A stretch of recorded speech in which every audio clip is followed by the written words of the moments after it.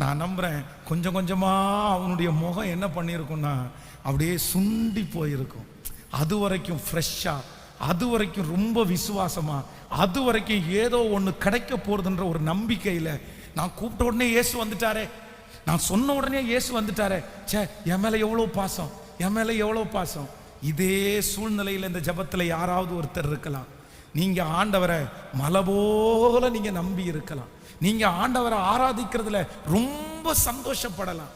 இதுக்கு முன்னாடி பெரிய அற்புதத்தை நீங்க பார்க்காட்டாலும் இயேசு உங்களோட டிராவல் பண்ணி வர்றதே உங்களுக்கு ஒரு பெரிய சந்தோஷமா இருக்கலாம்.